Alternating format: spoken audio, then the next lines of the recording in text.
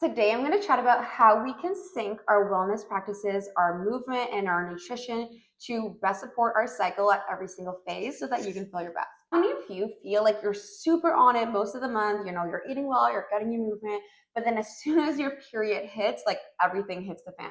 You're bloated, you're moody, and you're just way too tired to do anything. You are not alone. 97% of women report experiencing some amount of PMS. And today I want to help you understand what's actually going on with your hormones and your body so that you can take the steps to best support your hormones. Phase 1 of our cycle is our menstrual phase. This is since the day 1 of your bleed, and it lasts about 5 days. During this phase, your uterine lining is going to be shed. This process causes a lot of inflammation, and we also lose a lot of our key nutrients in that lining that is shed.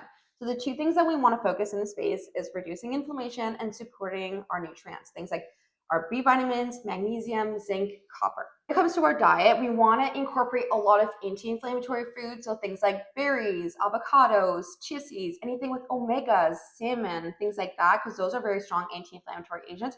We also want to avoid anything that's going to be pro-inflammatory. So things like our vegetable and seed oils, so canola, soy, sunflower, anything that's deep fried, any refined sugars, processed carbohydrates. Also want to add in nutrient-rich foods, so things like high in magnesium. So that could be things like leafy greens, avocado, pumpkin seed, things with lots of iron. So grass-fed beef, chicken, meats, things like that. Also things high in B vitamins, eggs, leafy greens, pumpkin seed. The issue when it comes to nutrient levels is that we actually end up being depleted from these nutrients due to very different factors. For example, stress depletes a lot of these nutrients. Also things like caffeine and alcohol. So even if you're having a whole foods diet, sometimes we don't reach the levels that we actually want to have a physiological effect on the body. So supplementation may be necessary. It's really important to work with a practitioner to figure out what is the right supplement for you.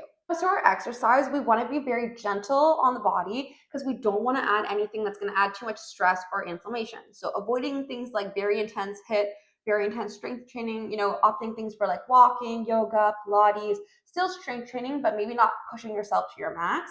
And so that this way we're working with our hormones instead of against it. Next phase, right after the end of your period, is going to be your follicular phase. This is about a week and a half from the end of your period all the way to up to ovulation. During this phase, a bunch of different follicles are going to start to grow and mature. And this process is where we start to release estrogen and we start to get a boost of energy with our estrogen. Estrogen is really awesome because it helps us boost serotonin, makes us feel really good, feel really calm and confident. And it also gives us energy and it also helps our metabolism. But when it comes to estrogen, we always want to keep things in balance. When estrogen becomes too high because we're not detoxifying it properly through the liver and the gut, we can get symptoms of high estrogen later on in our PMS phase.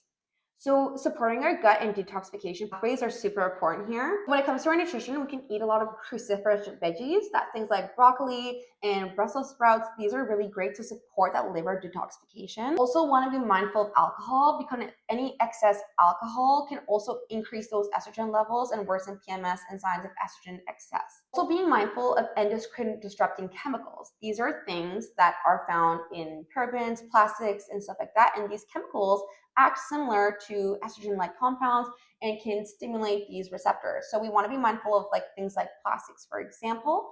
So opting for, switching your utensils in the kitchen, opting for silicone or bamboo or wood. If you're interested in having a whole conversation about microplastics and endocrine receptors, just leave a comment below. We can deep dive into this. We want to make sure we're supporting our bowel movement so that we're detoxifying all of those hormones. Having lots of fiber and staying very hydrated are super key here. Struggling with constipation on a regular basis, it's really important to get to the root cause and figuring out what's going on there.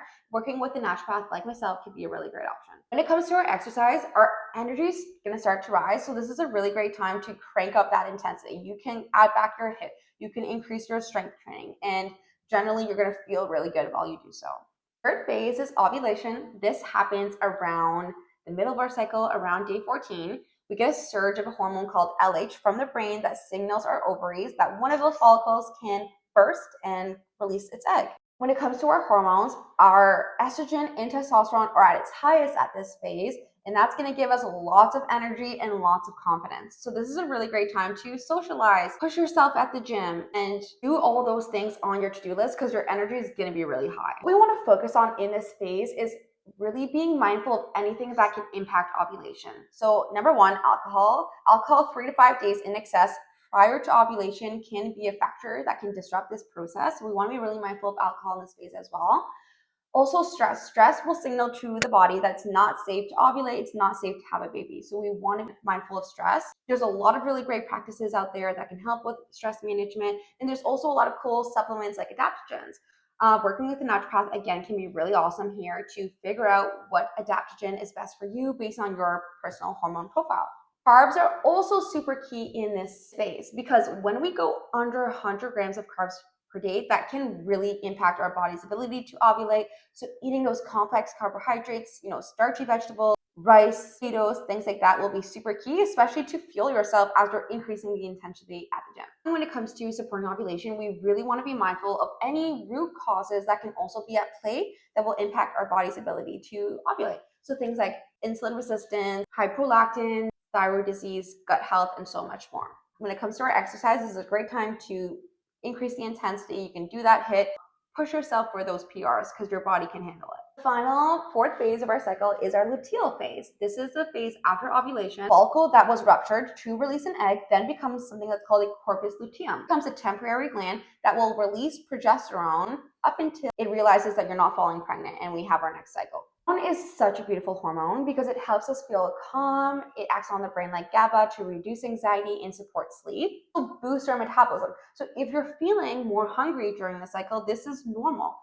When it comes to customizing our diet, we really want to help support that increased appetite with lots of protein, lots of healthy fats, and those complex carbohydrates. We don't want to be skipping meals in this phase, and we really don't want to be doing any drastic fasting because that's going to impact our hormones. So our exercise, our energy is going to start to decline slowly during this phase. So gradually just tapering, that intensity and the strength and adding more restorative practices can be really great here. Cycle syncing is a really great foundation to lay the groundwork for our hormones. The magic really happens when we move into customization and personalization. My clients in my practice, we always do lab testing that is customized to your body and your health goals. We take a look at your hormones, we take a look at your diet, your nutrition, your lifestyle, and the results of your blood work to customize the perfect plan for you. Two women can be experiencing the exact same symptoms when it comes to PMS, fatigue, cravings, and low energy, but one could be excess estrogen and one can be deficiency of progesterone relative to each other. So understanding your specific hormones is super key to making sure we're giving you the targeted plan that's going to address your hormones and make you feel supported. When you understand your cycle, your hormones, and your symptoms, it makes it so much easier to be in alignment with what your body needs in every phase of your cycle so that we can stop dreading that period and start feeling like ourselves again.